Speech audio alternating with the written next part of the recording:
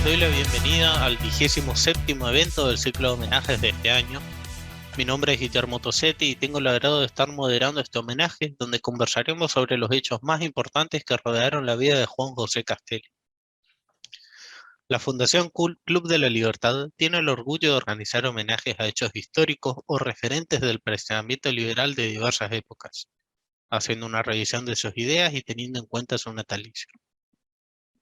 El ciclo comenzó en el año 2015, con 4 eventos anuales, que con mucho esfuerzo y por interés del público se han incrementado en la actualidad en alrededor de 50 homenajes al año. Para comenzar, los invito a repasar brevemente la vida de una de las figuras importantes en los sucesos de mayo de 1810, Juan José Castelli. Fue abogado y funcionario del Virreinato de Río de la Plata, una de las figuras más destacadas en el proceso de revolucionario patrio argentino. La organización política administrativa indiana, luego de asentada la conquista-ocupación, se hizo a través de virreinatos que comprendían provincias mayores y menores, corregimientos y capitanías generales. La necesidad de la protección de los territorios australes frente al avance portugués e inglés, la dificultad de gobernar distancias tan extensas desde Lima y la mejora en el controlor de la hacienda real evitando el contrabando fueron artífices para la creación del Virreinato de Río de la Plata en 1776. Una nueva forma de administración a través de intendencias y gobernaciones militares. Buenos Aires adquirió importancia creciente al convertirse en sede política, centro económico y capital del virreinato. El Auto de Libre Internación de Ceballos de 1777 declara el libre comercio entre las colonias y la península, con la habilitación de puertos en ambos territorios. La administración centralizada de la Casa de Borbón y las finalidades entre ellas de índole comercial hacen surgir el Consulado de Comercio de Buenos Aires, 1794, órgano colegiado con funciones de Tribunal de Justicia y Junta Económica, en el cual Belgrano, luego de regresar de sus estudios en Europa, se desempeñó con el cargo de secretario perpetuo. Un año después solicitaría al monarca el nombramiento de Castelli como secretario interino. Por real cédula se comunicó la aceptación de la solicitud y se nombró a Castelli como exclusivo sustituto del primero. La orden real llegó a Buenos Aires a fines de julio de 1796. Al amparo de las ideas de la Ilustración, el saber práctico y utilitario para mejorar la calidad de vida y la necesidad de sacar del atraso a España, frente al desarrollo de otras potencias europeas, los ministros y consejeros reales aunaron sus esfuerzos para transformarlas en una verdadera política de Estado. Así lo demuestra la fundación del Semanario de Agricultura, Industria y Comercio, periódico publicado entre 1802 y 1807, con propuestas para la mejora técnica de la agricultura, la quita de las restricciones al comercio, el desarrollo de manufacturas, entre otras. También se presentaron biografías de los autores de la Revolución estadounidense, como Benjamin Franklin. Castelli colaboró con el proyecto. La degradación administrativa indiana y la implosión del régimen indiano, conjuntamente con una serie de movimientos precursores en América Latina, fueron artífices del proceso patrio revolucionario. España, aliada a Francia contra Inglaterra, pierde su flota mercante en la batalla de Trafalgar. Las invasiones inglesas, 1806 a 1807, despiertan el sentimiento de lucha en los pueblos americanos. La convocatoria a cabildo abierto para tratar el desempeño de Sobremonte y el surgimiento de un nuevo actor, el ejército. La crisis de legitimidad en la península hacen surgir juntas en España que repelen la invasión napoleónica, mas la Junta Central de Sevilla gobierna a nombre de Fernando VII. La sublevación de Montevideo y el motín de Alzaga, 1808, expresan el descontento con la situación política del virreinato y la posibilidad de no someterse a las autoridades. El estado de cefalia repercute en los pueblos americanos, que entienden que ha llegado la hora de reasumir su poder soberano. Se convoca el cabildo abierto el 22 de mayo de 1810 para decidir la continuidad del virrey Cisneros en el mando y, en su caso, quién lo iba a subrogar. En ella, exponen diversas tesis jurídico-políticas que atañen a la cuestión de retroversión de soberanía. Los argumentos de Castelli cobrarán vital importancia al alegar la retroversión de la soberanía al pueblo, en conformidad a las ideas filosóficas y políticas sobre el origen del poder. Conjuntamente con Mariano Moreno, se alineaban a ideales reuserianos la separación del virrey en el mando concretada el día 25 de mayo y la conformación de una junta de gobierno presidida por Saavedra. Importan un verdadero acto revolucionario. Luego del fusilamiento de Liniers el 22 de septiembre de 1810, Castelli partiría desde Buenos Aires para asumir la dirección del Ejército Auxiliar del Perú. De allí en más, una serie de conflictos que después de Huaki lo colocaron en una situación de soledad política, años en los que el surgimiento del primer triunvirato en 1811 y la Gaceta de Buenos Aires tendrán una actuación decisiva. Termina falleciendo en la antesala de la Asamblea del año 13, 12 de octubre de 1812, en un esquema internacional de legitimismo y restauración, y peligro de retorno de Fernando VII, ansiado en recuperar sus antiguas posiciones. En el día de hoy, celebramos el natalicio de uno de los personajes más emblemáticos del periodo. Para este homenaje, contamos con la participación de los siguientes disertantes: José Enrique García Enciso, ex senador provincial, licenciado en Ciencias Políticas y miembro de la Academia Argentina de Historia. Carlos Moratorio, abogado, productor agropecuario y director del Club de la Libertad. Mientras los disertantes van exponiendo sus ideas, los oyentes pueden ir dejando sus preguntas o inquietudes en el chat. Así, en el final de las exposiciones se abre el conversatorio para que los oradores puedan responderlos. En referencia a los tiempos de exposición, cada orador tendrá 15 minutos. Le damos la palabra a José Enrique García Enciso. Bueno, muy buenas tardes a todos. Muchas gracias por la invitación. Muy adecuado este homenaje justamente hoy, 9 de julio. Y lo que yo voy a desarrollar es el contexto y el conjunto de ideas y de personas que rodearon a Castelli, de las cuales él además formó parte. ¿Por qué? Porque Castelli y el grupo al cual él pertenecía son quienes introducen la semilla de la libertad y también del concepto de igualdad, que después van a seguir germinando, no inmediatamente, pero sí a lo largo del tiempo, y van a tener una influencia muy grande finalmente en la Constitución de 1853, que es la gran constitución liberal que permitió a la Argentina en el periodo de su vigencia plena un desarrollo que la ubicó entre las 7 naciones más avanzadas del mundo. Y como digo, esta constitución tiene raíces profundas en todo el sector de pensamiento del cual forma parte Castelli. ¿Cómo tenemos que ubicarnos en el contexto? Era muy importante mencionar la creación del Virreinato del Río de la Plata en 1776, que se concreta formalmente en 1778, porque significa un cambio muy importante en lo que después va a ser la República Argentina. Antes de la creación del virreinato, del Virreinato del Río de la Plata, formábamos parte del Virreinato del Perú. Buenos Aires estaba muy alejada, el centro del virreinato era Potosí, con su enorme riqueza en plata, con las minas que eran las más productivas del mundo, aunque ya en esa época habían dejado de ser lo que habían sido antes, pero con la creación del Virreinato del Río de la Plata, Buenos Aires adquiere una nueva importancia y además se genera un enorme comercio, porque el virreinato debe sostenerse económicamente y la corona española le da como fuentes de sustento las rentas de Potosí y también las rentas del puerto de Buenos Aires, que por primera vez tiene un volumen muy importante al no estar subordinado a los intereses de Lima y del Callao. Todo esto genera un ambiente no digamos de ebullición, pero sí de mucha inquietud intelectual. A él debe sumarse lo siguiente.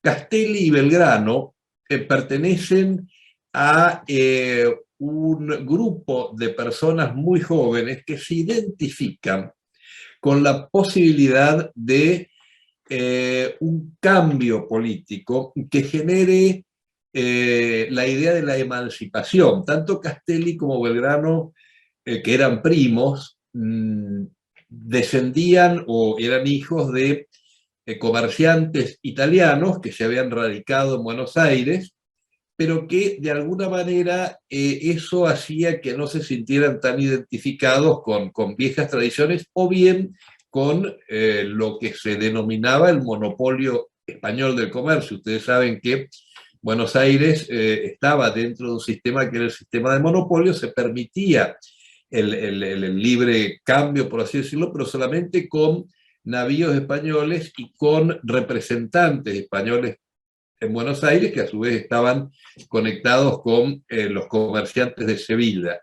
Esta gente joven que nace, esta generación, que nace justamente un poco antes o en tiempos en los cuales se crea el virreinato, también tiene la ventaja de que en Buenos Aires se crea el Real Convictorio Carolino, que es lo que vendría a ser una escuela primaria y colegio secundario, si queremos llamarlo así, con muchas ideas nuevas. Por otro lado, también se envía a los jóvenes de Buenos Aires a estudiar, fundamentalmente abogacía, derecho, a la Universidad de Charcas, y esto inevitablemente produce una ebullición de ideas nuevas.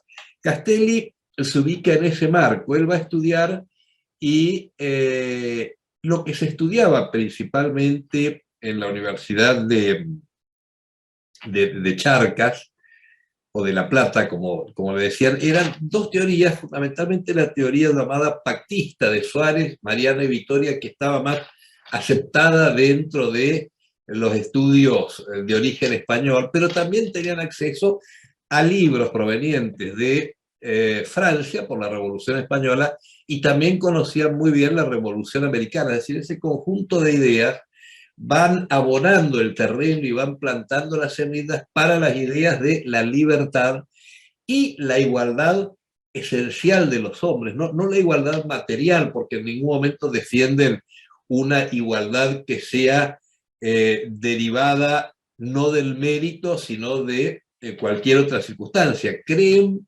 en que debe haber igualdad de oportunidades y no debe transmitirse hacia el futuro un sistema de una sociedad organizada jerárquicamente en vez de estar organizada por el mérito y la capacidad personal. Estas son las ideas que ellos desarrollan también Mariano Moreno mientras está estudiando, es decir, tienen un bagaje intelectual común.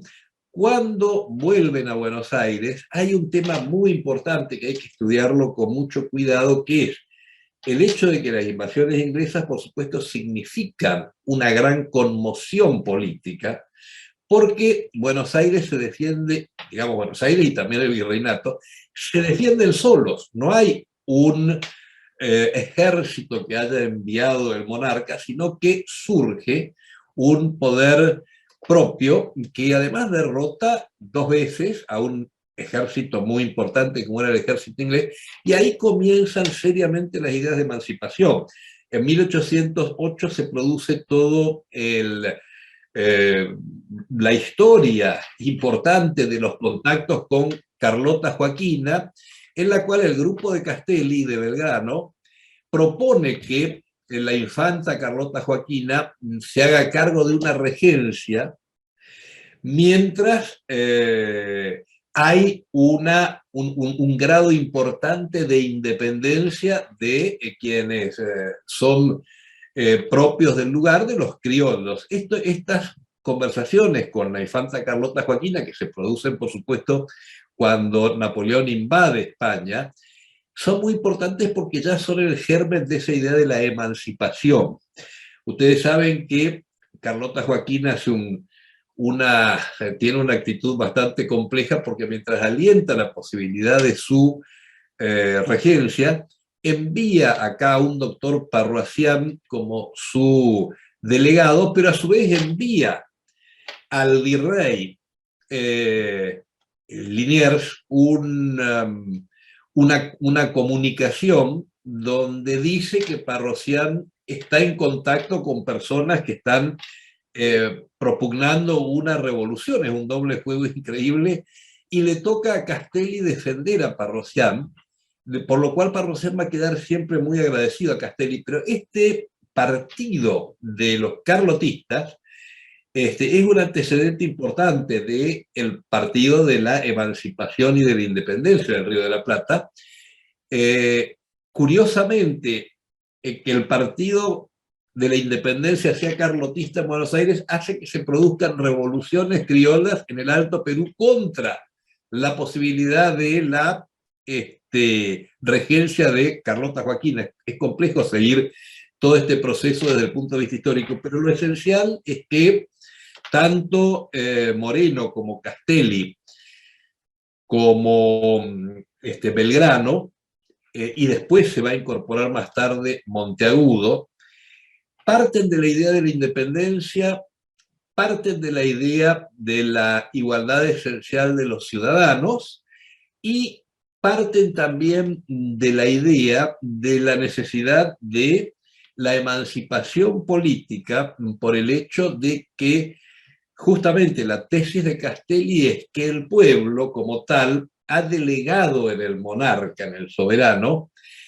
la posibilidad de gobernar a través de un pacto. Es decir, el pueblo acepta ser gobernado por el soberano, pero no es algo que sea absolutamente impuesto por el soberano. Antes ustedes saben que estaba también la teoría del derecho divino de los reyes, sino que es algo aceptado por el pueblo. Entonces, por eso se mencionaba recién que en la Revolución de Mayo Castelli iba a hablar de la retroversión de la soberanía al pueblo como justificación de la primera junta de gobierno.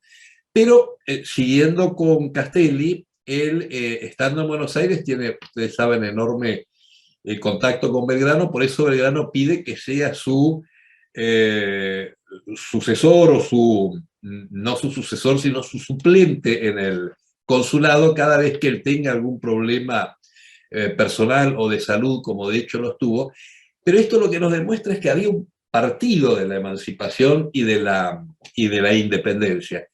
Para no ir más allá del tiempo que tengo previsto, lo importante entonces es pensar a Castelli como un integrante de un grupo mayor que comienzan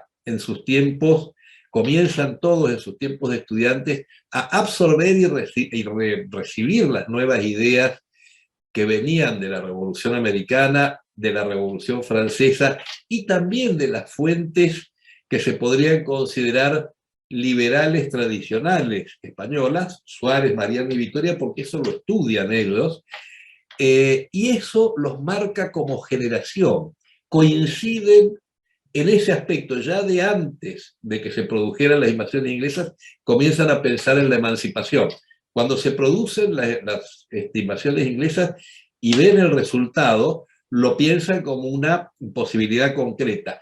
Cuando Carlota Joaquina aparece como una variante para comenzar a producir esa especie de apartamiento de la subordinación al monarca, adoptan ese partido, lo aceptan, y cuando este partido no prospera, se aproximan a otros grupos de criollos, fundamentalmente al grupo de Cornelio Saavedra y otras personas más que tenían mucho peso en la nueva institución militar que había surgido de las invasiones inglesas, y entonces surge o va surgiendo cada vez con mayor fuerza este partido de la emancipación o de la independencia. Ustedes saben que cuando se producen los hechos de mayo, Castelli tiene un papel muy importante como joven abogado y muy preparado.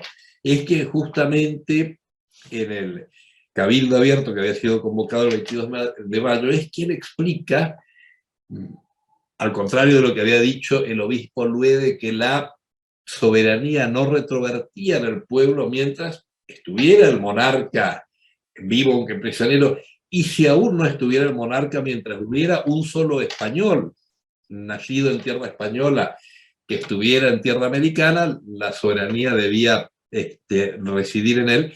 Castelli es quien explica la posición contraria, y después va a venir Juan José Paso, que también estaba vinculado al mismo partido de la independencia, y va a completar el razonamiento de Castelli cuando le contestan a Castelli, bueno, pero ¿qué derecho tiene Buenos Aires a hacerse cargo de la soberanía si la soberanía en todo caso es de todos los criollos? Y ahí es cuando Juan José Paso, que lo empujan a hablar y él no sabía muy bien de qué iba a hablar, y no se le ocurría hasta que se le ocurre la tesis de la gestión de negocios, de que el hermano mayor, cuando no están los padres, puede asumir la representación de sus hermanos menores.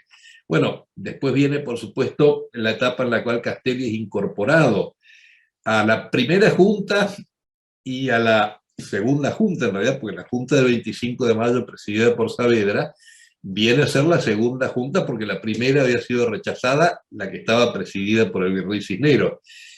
Castelli a partir de ahí tiene un papel difícil porque le toca a él ser el, por así decirlo, el halcón del grupo independentista cuando se produce la crisis de la prisión de Liniers, pero de el rechazo de algunos militares que habían combatido con él a fusilarlo y a fusilar a quienes se habían sublevado con él. Debe anotarse un hecho, porque un fusilamiento parece una cosa muy dura, pero no hay que olvidarse que en 1809 a los patriotas que se habían sublevado en el Alto Perú ya se los habían fusilado, es decir, era algo que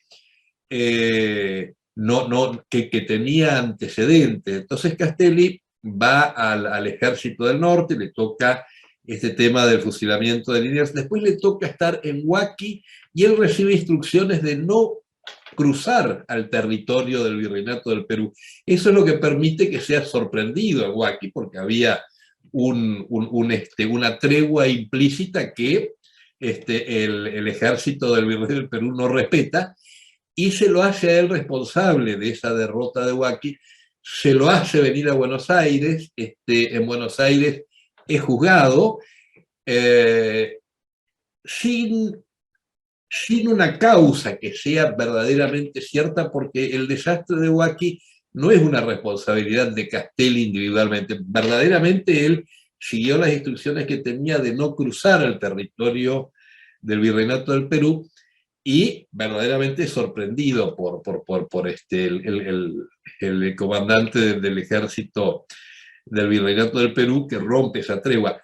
Viene acá y se había producido un cambio político, porque dentro del Partido de la Independencia, el sector tal vez más conservador, que hablaba de no declarar la independencia inmediatamente, se había fortalecido, y eso había producido que Belgrano fuera enviado al exterior, que Moreno fuera enviado al exterior, murió en ese viaje. Belgrano también es juzgado luego de la campaña del Paraguay, y Castelli también es juzgado, y en pleno proceso del juicio Castelli muere muy joven a causa de un cáncer. Pero ese grupo de Castelli, Belgrano, Moreno y muchos más, Rodríguez Peña, los dos Rodríguez Peña en realidad, sobre todo Saturnino, pero los Rodríguez Peña son quienes siembran esas semillas muy fuertes del pensamiento liberal, que después queda permanentemente presente en la evolución argentina. Se puede ver en la Asamblea del año 13, y después se ve a lo largo de nuestra historia, y después fructifica en la revolución, en la Constitución de 1853, sobre todo en su artículo 14 famoso, que es el artículo donde describe todas las libertades que debe tener el ser humano y que justifican el hecho de que viva dentro de una organización política. Castelli fue alguien que evidentemente fue un apasionado. Se le puede hacer la crítica de que tal vez había se había preparado muchísimo en los aspectos doctrinarios y teóricos de lo que quería para nuestra futura nación argentina, y tal vez no conocía tan a fondo ciertas realidades del interior profundo de la Argentina. Por ejemplo, cuando él va al norte, a lo que es el Alto Perú, de alguna manera produce algunos conflictos que hubieran podido evitarse, porque no hay que olvidar que entre lo que era Buenos Aires y lo que era el Alto Perú había una diferencia cultural trascendente, que después se va a ver mejor cuando el interior, sobre todo el interior andino, de Córdoba hacia arriba, enfrenta a Buenos Aires, y eso nos lleva a una larga guerra civil, que después, por suerte, vuelvo a repetir, con la Constitución del 53, se supera, porque la Constitución del 53 es el tratado de paz de los argentinos. Y esta Constitución del 53 no hubiera sido posible sin Castelli y quienes formaron con él ese grupo que sembró las semillas de la libertad, además de las semillas de la emancipación y de la independencia. Así que con esto termino y muchas gracias. Muchas gracias, señor José Enrique. Pasamos a darle la palabra al señor Carlos Moratorio. Bueno, muy buenas tardes, José Enrique, gusto de saludarte después de tanto tiempo, y a todos los que nos están escuchando y viendo en este día en este 9 de julio, en esta fiesta tan importante para todos los argentinos. Y que me parece que esté muy bien que en este 9 de julio hablemos justamente de Castelli. Nosotros, desde el colegio, desde la historia argentina, ¿qué imagen, cuáles son los dos elementos que tenemos de Castelli? Las dos imágenes que tenemos de Castelli es, como bien lo dijo José Enrique, es la postura que él mantiene en el Cabildo Abierto del 22 de mayo de 1810, donde sienta el pensamiento más profundo de ese partido independentista, con su tesis sobre que el Consejo de Regencia que había quedado en Cádiz y la Junta Central de Sevilla no tenían atribuciones para establecer un gobierno sobre estas tierras y que debía volver al pueblo, y esta autonomía que reclamaba el pueblo del Virreinato del Río de la Plata, o que debía reclamar con una nueva junta de gobierno y la deposición del virrey. Ese es uno de los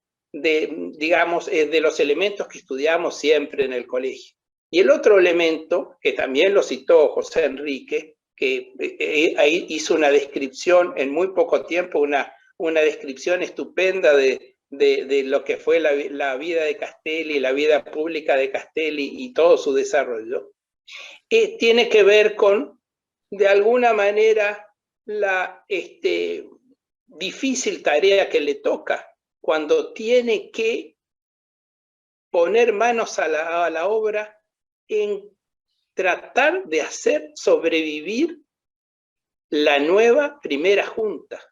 La nueva junta, la primera junta, el nuevo gobierno patrio, se enfrenta al mes de haberse constituido, se enfrenta con la oposición de Montevideo, se enfrenta con la oposición del Alto Perú y se enfrenta con un movimiento contrarrevolucionario encabezado nada más ni nada menos por el héroe de las invasiones inglesas, el héroe de la defensa de Buenos Aires, el conde de Buenos Aires, Santiago de Liniers. Es decir, en un momento, cuando va tomando fuerza esta cuestión contrarrevolucionaria, y voy a empezar por aquí con la historia y con este homenaje a Castelli, en un momento cuando empieza esta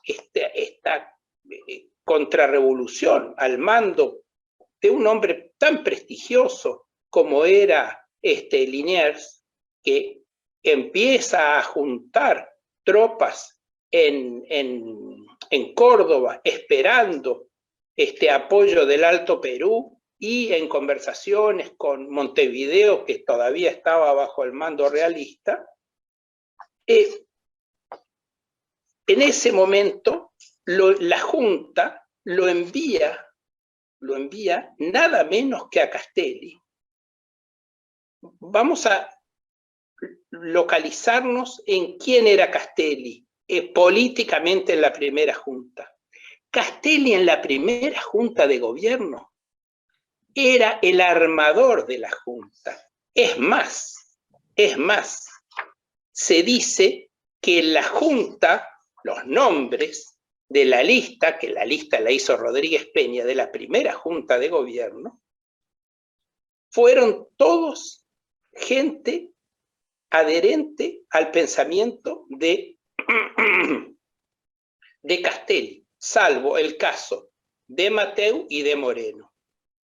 Luego tiene una afinidad importantísima con Moreno, pero era compañero de estudio de Manuel Alberti, era con Saavedra, con Ascuénaga, y con Larrea eran vecinos y amigos.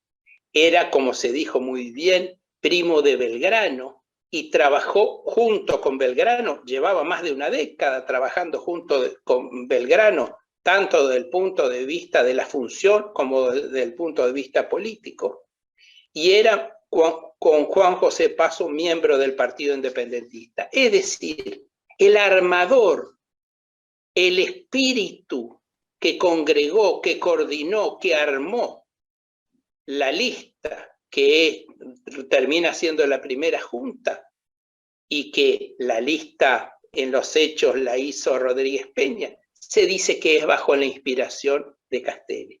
Así que estamos hablando, como dijo el periódico Star, dijo que era el segundo hombre de la Junta. Así que un hombre de una relevancia importantísima. Ahora, dentro de esa relevancia y de los movimientos que se van situando en Córdoba, en este primer baño de sangre, porque fusilar, había una sentencia de fusilamiento contra Liniers, y tanto Ortiz de Ocampo como González Balcarce, que habían sido subalternos de Liniers en las invasiones inglesas, no quisieron llevar a cabo la orden de fusilamiento. Y Mariano Moreno, con el aval de toda la primera Junta, le dice a Castelli: vaya usted, y espero que no incurrirá en la misma debilidad que nuestro general. Si todavía no cumpliese la determinación tomada, irá el vocal Larrea, a quien pienso no faltará resolución. Y por último, iré yo mismo si fuese necesario. Es decir, había una determinación férrea de la Junta de Mayo de sobrevivir. Y esto es muy importante que lo tengamos en cuenta para que los que defendemos la libertad tengamos hagamos una reflexión sobre cuál es el costo de la libertad en determinadas circunstancias. Y en determinadas circunstancias, ¿qué se debe sacrificar en nombre de la libertad? Es muy importante, y esto es uno de los elementos que en este homenaje a Juan José Castelli, a mí me parece que lo tendríamos que tener en cuenta. Castelli llega con los húsares, cumple la orden, ejecuta, fusila a Liniers. Los jefes militares lo estaban mandando de regreso a Buenos Aires. Imagínense ustedes que el problema que traía traer detenido a Buenos Aires al conde de Buenos Aires, Santiago de Liniers, al hombre que había participado en la revolución, en la contrarrevolución, pero que era el héroe contra los ingleses. Traerlo a Buenos Aires y llevarlo a juicio. La Junta eso no lo quería permitir, y por eso las órdenes estrictas a Castelli. A Castelli no le tembló la mano, como tampoco a French, que fue su segundo, que ejecutó los tiros de gracia antes de llevar los cuerpos de los fusilados a una fosa común. Castelli sabe que de eso no hay vuelta y que tarde o temprano todo eso alguien se lo va a cobrar, porque se carga al ex virrey, se carga al gobernador intendente de Córdoba y al tesorero de la Real Hacienda. Defiende la revolución, pero a un costo personal y político muy grande. La Junta, sin embargo, lo avala y dice: no hay arbitrio, es preciso llenar dignamente este importante deber. Aunque la sensibilidad se resista, la razón suma, ejecuta, la patria imperiosamente lo manda. A la presencia de estas poderosas consideraciones, exaltado el furor de la justicia, hemos decretado el sacrificio de estas víctimas a la salud de tantos millones de inocentes. Solo el terror del suplicio puede servir de escarmiento a los cómplices. Este es el documento que envía la Junta avalando la tarea de Castelli. En esta realmente gran, como bien lo dijo José Enrique, Castelli un hombre preparado, un hombre preparado como el mejor, el orador de la revolución, que paradójicamente por el cáncer le terminan cortando la lengua. El orador de la revolución, miren lo que es la historia argentina, el orador de la revolución termina teniendo que escribir para manifestar su pensamiento en los últimos meses, porque por el cáncer le deben cortar la lengua. Que muestra tan terrible de momentos tan crueles en que se debatió nuestro país. Cuando Castelli muestra esa determinación y muestra esa característica de su personalidad, además de su preparación, es designado el responsable político del ejército del norte, del ejército que tiene que ir a la parte del virreinato del Río de la Plata, donde mayor cantidad de efectivos de fuerzas realistas estaban en operaciones. Y, según muchos historiadores, lo cual es muy importante, él realiza una doble tarea. Más que una tarea de represión, inicia una tarea de batalla cultural. Y esa batalla cultural está dirigida especialmente a los pueblos originarios, a los indios, a todos aquellos que tenían que sufrir una serie de servidumbres deducidas de la legislación española. Y es muy importante, fíjense, a un año de la revolución, hace un gran acto en Tiahuanaco. Tiahuanaco son unas ruinas estupendas que hay cerca de La Paz, y él se dirige al pueblo del Alto Perú, Castelli, 25 de mayo de 1812, y le dice: ser libre y proteger a todos los pueblos que quieran serlo. He aquí el fondo de todos los planes y proyectos.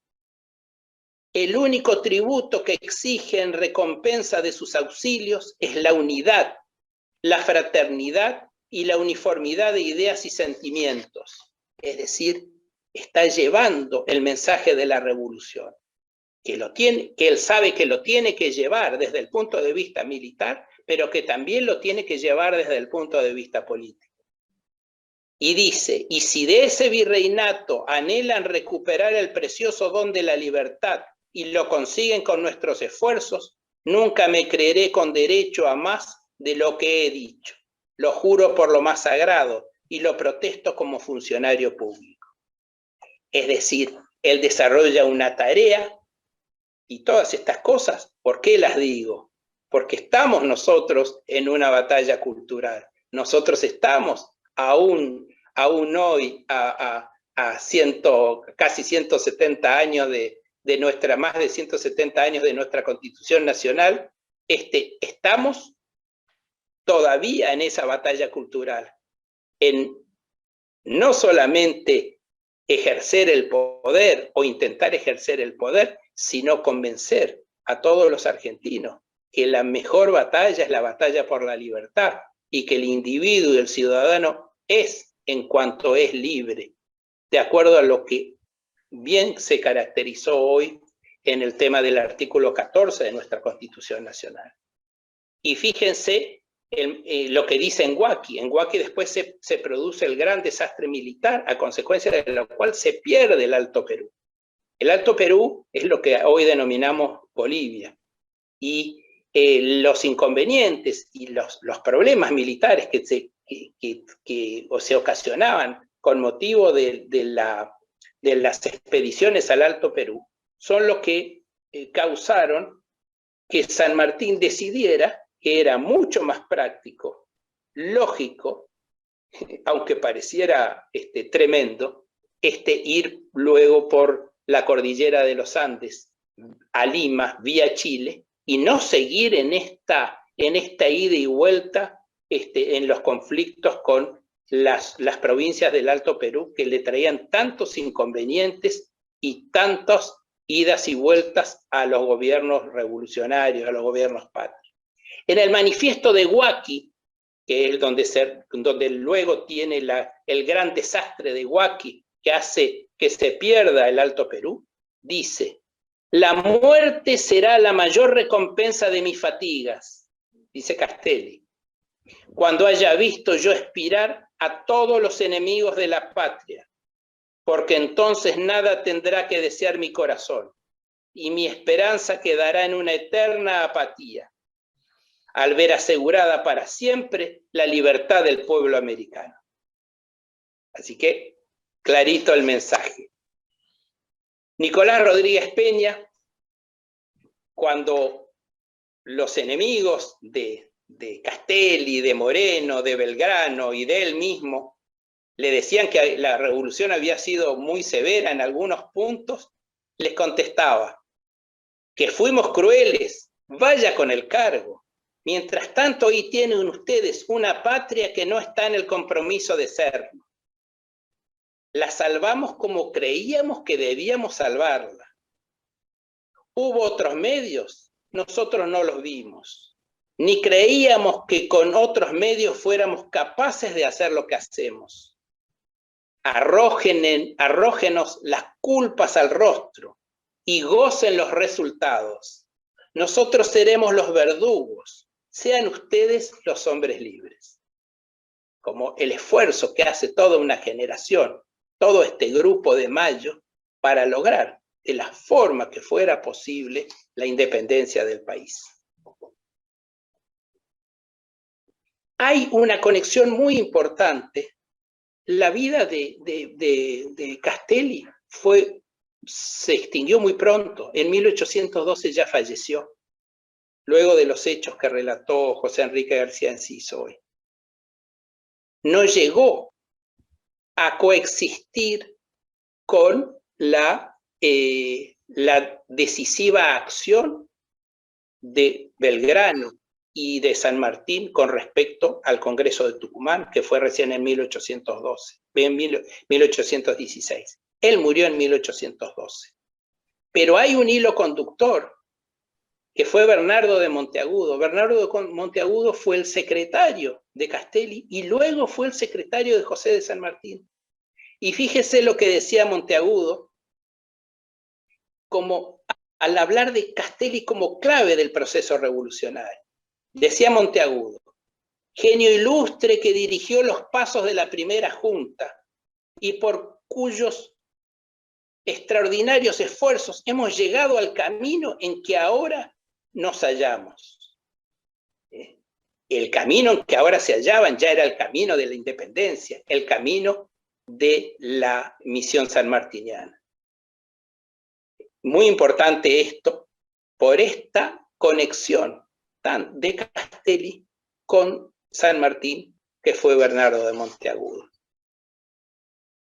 Monteagudo fue excelente jurista, fue funcionario, fue el orador de la revolución, aunque terminó mudo, y fue un hombre estupendo en cuanto a la determinación de lo que tenía que hacer el primer gobierno patrio para llegar a sobrevivir en momentos y situaciones muy dificultosas. Luego, como pasó también con Belgrano, fue enjuiciado, como bien dijo García Enciso, sin una acusación concreta. Si se había llevado cosas en el Alto Perú, si le habían regalado cosas, si había ejercido su poder en forma abusiva. Nada se le pudo demostrar. Y quiero terminar este primer momento del homenaje a Juan José Castelli con lo que le dijo al tribunal. Le dijo: a mí no me toca hacer la apología de mi conducta pública. He servido a mi patria como el mejor. Bueno, muchas gracias.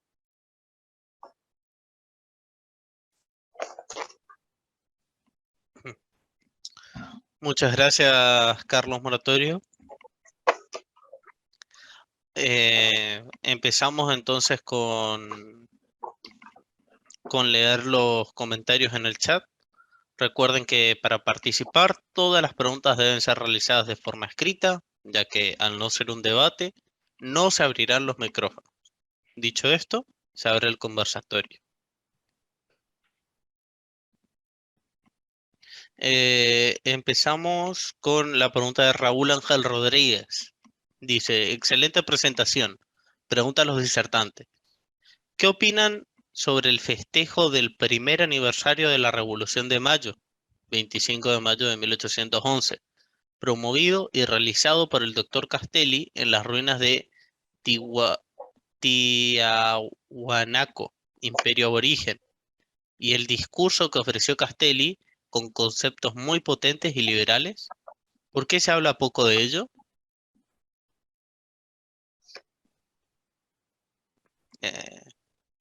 No sé quién de ustedes desea empezar primero. Empiece Moratorio. Bueno, yo me referí justamente, en la exposición me acabo de referir a ese primer aniversario y a justamente las cosas que dijo, el mensaje político que llevaba Castelli en nombre de la revolución. Es muy importante que tengamos en cuenta que era un hombre que no estaba intentando avasallar una parte del virreinato con fuerzas militares, sino que a la parte militar le incluía permanentemente la teoría de que él debía convencer a la gente para lograr la libertad, para lograr la igualdad.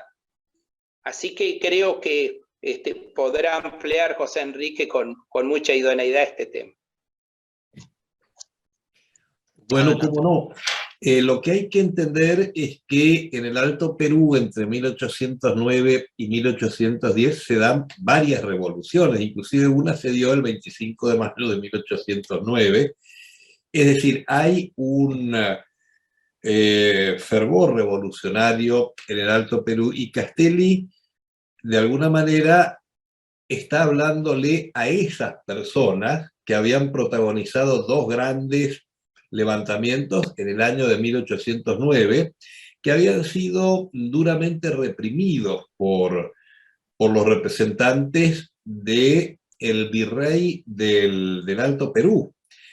Entonces, Castelli está llevando las ideas que habían triunfado en Buenos Aires, pero que también estaban latentes en el Alto Perú. Y lo fundamental de esas ideas eran las ideas de libertad, igualdad y una nueva legitimidad que debía basarse en la soberanía del pueblo y no de un monarca español o europeo. Por supuesto, gran parte del pueblo altoperuano, o buena parte del pueblo altoperuano, era de origen fundamentalmente aymara, también quechua, pero no olvidemos que había habido una conquista también del imperio incaico sobre los pueblos del Alto Perú, porque justamente Tiahuanaco no es una ciudad, si queremos llamarla así, de origen incaico, es de una civilización anterior al imperio incaico. Es todo muy interesante de estudiar por el contexto, pero lo fundamental es que Castelli es el heraldo de esta nueva legitimidad. Una nueva legitimidad en la cual no pueden quedar excluidos los integrantes de los pueblos que habían estado desde un mismo momento allí. Pero también había un profundo sentido político, y para entenderlo hay que ver las posiciones que defiende Belgrano en el Congreso de Tucumán en 1816, porque el Congreso de Tucumán también tiene una vinculación directa con la Asamblea del año 13 y con Castelli, Moreno, Belgrano y todo su grupo. Belgrano, al revés de lo que planteaban otros pensadores que estaban en el Congreso de Tucumán, Belgrano plantea la posibilidad de una monarquía en el Río de la Plata. Una monarquía que debía estar encabezada por un descendiente de los incas. Ahora, ¿por qué plantearía Belgrano la posibilidad de una monarquía encabezada por un descendiente de los incas? Cuando, bueno, todos siempre pensamos que todos los revolucionarios de Mayo eran esencialmente republicanos. Belgrano lo plantea por dos cosas. Primero, porque los revolucionarios, que como bien dijo Carlos, tenían que sobrevivir porque la revolución, debemos acordarnos que en 1816, el único lugar de América que no había sido reconquistado por las fuerzas realistas era el Río de la Plata. Todos los demás virreinatos habían sido conquistados al punto tal de que el 20 de marzo de 1816 se echan a vuelo las campanas en España porque había sido reconquistada de toda América, salvo un lejanísimo lugar que se llamaba el Río de la Plata, que no era muy trascendente, porque visto desde España, el virreinato del Río de la Plata era el último, y Buenos Aires no era de las grandes ciudades, no era Lima, no era México, no era de los lugares fundamentales de las posesiones españolas en América. Pero era el único lugar que no había sido reconquistado, porque lo que hoy es la Argentina, que en ese momento no existía todavía, mantiene durante 14 años, fundamentalmente durante 10, hasta 1820, pero también hasta 1824, porque siguen tropas argentinas en Perú, mantiene la lucha por la libertad de América. Y la mantiene viva y no es derrotada, porque, como repito, en otros lugares fueron derrotados. Es más, para el Río de la Plata se estaba programando una expedición de 20.000 hombres que después el general Riego, al mando de esos 20.000 hombres, en vez de venir al Río de la Plata, encabeza una revolución liberal en España. Por eso no vinieron hacia acá.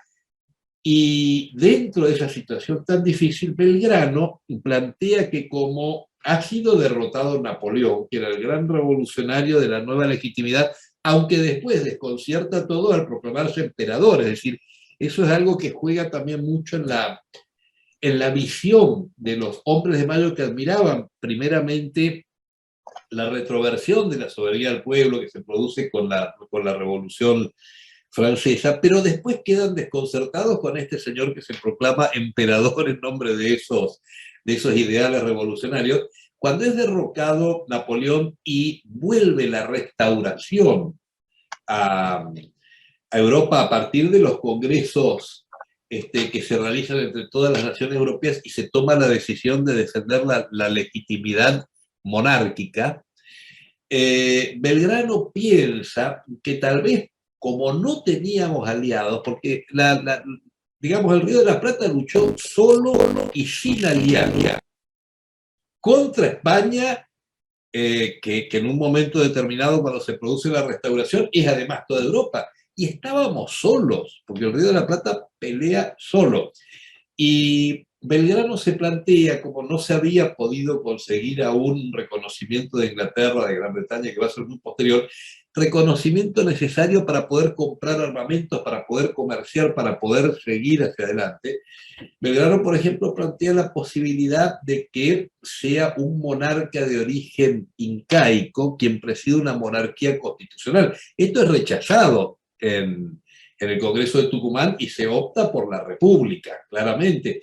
Pero no es por alguna idea extraña, es por una consideración del momento internacional en que se vivía, para que veamos lo difícil que era tomar decisiones. Lo difícil que era tomar decisiones cuando estábamos absolutamente solos y sin apoyo, porque yo creo que todo esto resalta aún más el coraje de toda esta gente que estaba dispuesta a poner como garantía de su palabra su propia vida, porque también si perdían los revolucionarios de mayo iban a ser fusilados también, de eso no había duda, porque como decía yo, los fusilamientos no los comienza la primera junta de mayo, los fusilamientos habían comenzado ya en el Alto Perú en 1809, donde quienes se sublevaban y perdían eran fusilados sin mayor trámite. Entonces estaban poniendo como garantía de sus ideas su propia vida. Uno respeta a los que están dispuestos a poner como garantía su vida en defensa de sus ideas. Esto pasaba con los hombres de Mayo, que tampoco tenían la capacidad de poder ver hacia adelante y de ver el futuro. Es muy fácil juzgar desde ahora, cuando sabemos todo lo que pasó, pero yo hubiera querido ver lo que debe haber sido en ese momento tener que tomar decisiones, cuando se sabía que estaban absolutamente solos y cuando no se sabía qué iba a suceder en el futuro. Por esto es que Castelli se juega por un principio de legitimidad y Castelli se juega también por lograr el apoyo de esos grandes conjuntos humanos que habían sido dejados de lado durante la etapa de la colonia, pero que en la nueva legitimidad revolucionaria eran ciudadanos con los mismos derechos que cualquier otro. Esto yo creo que es la esencia del discurso que hace Tiahuanaco y la esencia del principio de legitimidad que él defiende. Por eso es importante como documento, porque va estableciendo principios de legitimidad. Esto queda vigente en la Argentina porque hay cuestiones que no se toman en cuenta en nuestra propia historia. Por ejemplo, el ejército nacional argentino recién fue después de la Constitución del 53, pero durante la Guerra de la Independencia pelean muchos soldados de origen africano, hijos de esclavos o esclavos en los mismos, y 5 de ellos llegan al grado de coronel. No hay otro ejército donde, por ejemplo, hayan habido 5 coroneles negros, como pasó en los ejércitos del Río de la Plata. Y así podríamos ver muchos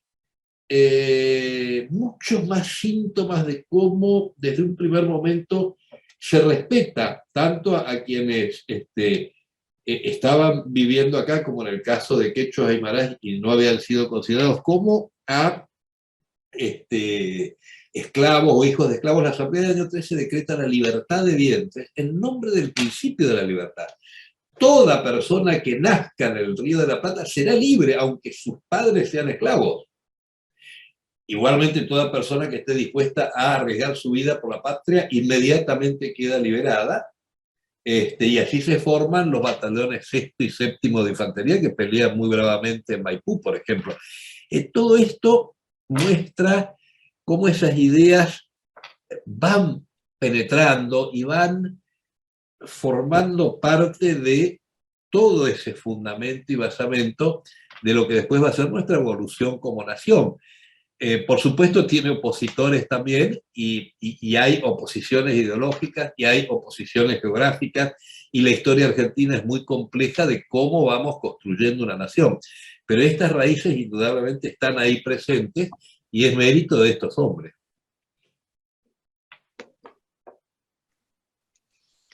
Bien, muchas gracias a ambos disertantes. Vamos a leer la última pregunta. ¿Por qué consideran que la figura de Castelli no es tan relevante en la historia tradicional que se enseña en las escuelas?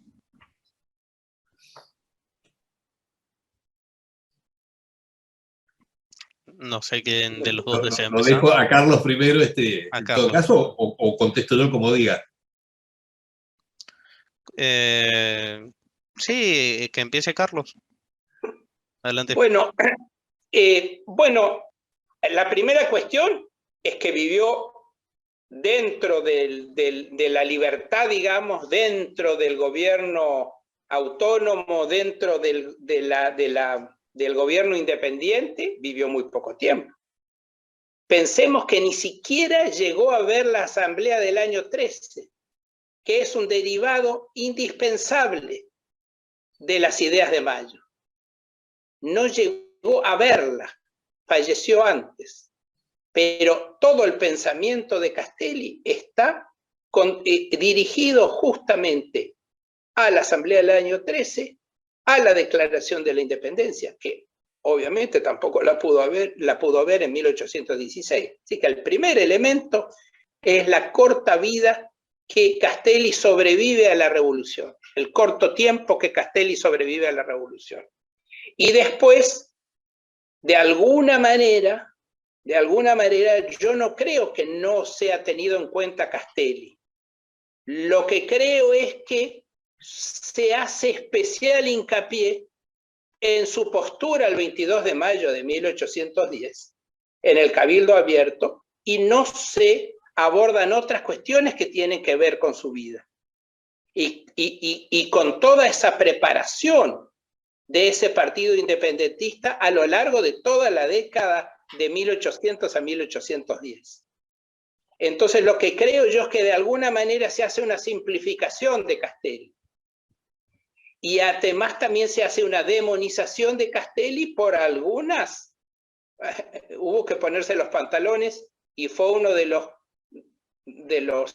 patriotas que se puso los pantalones en defensa del gobierno patrio.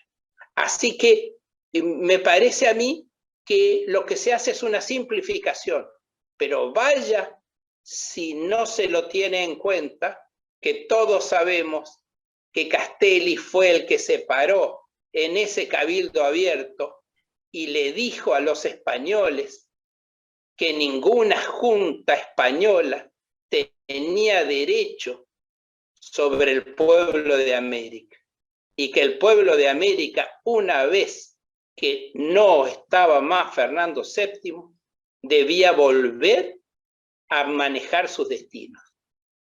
Nada más ni nada menos. Así que yo creo que de alguna manera todos sabemos, aunque sea de manera parcial, lo importante que fue Castelli en los acontecimientos de mayo y posteriores. Bien, muchas gracias, Carlos. Adelante, José. Bueno, yo creo que lo que decía Carlos es cierto, la vida de Castelli es muy corta, y además a partir del 25 de mayo y de la primera junta transcurre en gran parte en el Alto Perú. Eso hace que no lo veamos como un protagonista de los hechos políticos que suceden acá en Buenos Aires, porque él, sus 2 años realmente trascendentes, que son 1810, 1811,